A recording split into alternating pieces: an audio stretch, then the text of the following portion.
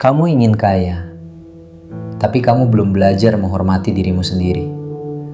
Bukan hormat versi sosial, bukan hormat karena terlihat berhasil, bukan hormat karena bisa mentraktir. Aku bicara tentang hormat yang sunyi, hormat yang tidak bisa diposting.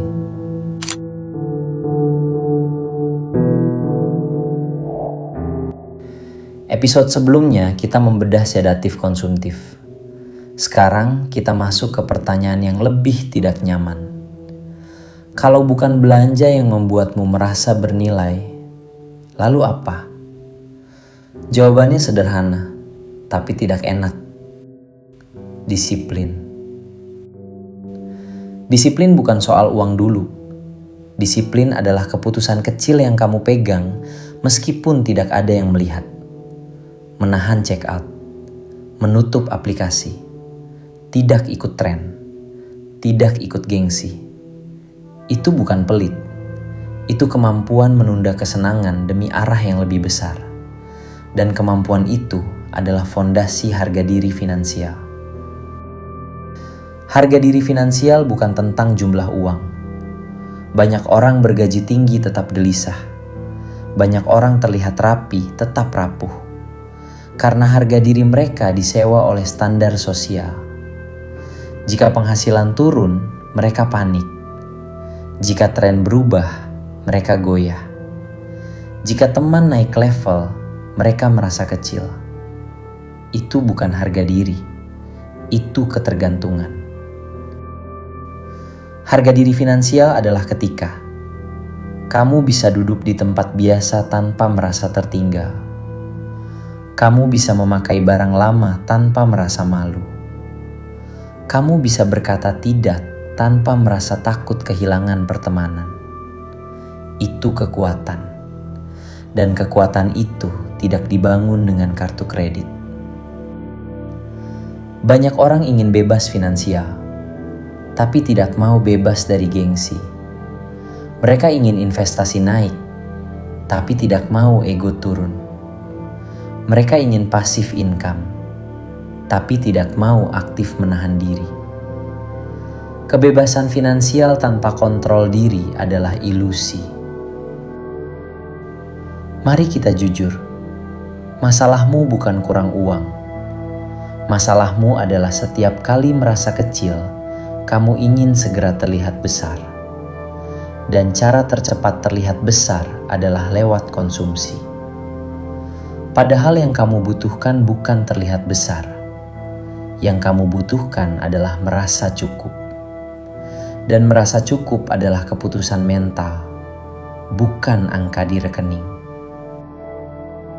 Harga diri finansial tumbuh dari 3 hal.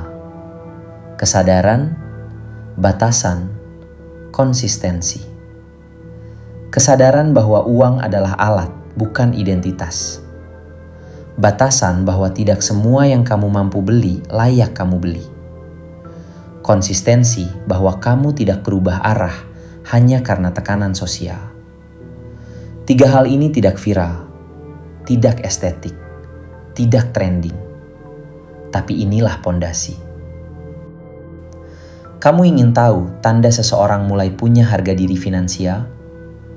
Ia tidak lagi panik melihat diskon. Ia tidak lagi impulsif melihat orang lain sukses.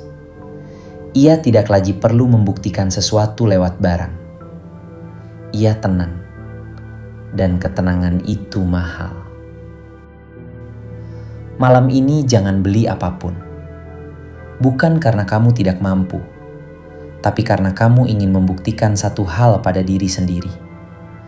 Aku tidak dikendalikan oleh rasa kecil. Itu latihan pertama. Bukan untuk hemat, untuk hormat. Harga diri finansial bukan tujuan akhir. Ia adalah sistem pertahanan. Tanpa itu, setiap kenaikan penghasilan hanya akan memperbesar kebocoran. Tanpa itu, setiap peluang akan berubah jadi tekanan. Tanpa itu, kamu akan terus terlihat naik, tapi merasa kosong. Kamu tidak perlu terlihat kaya.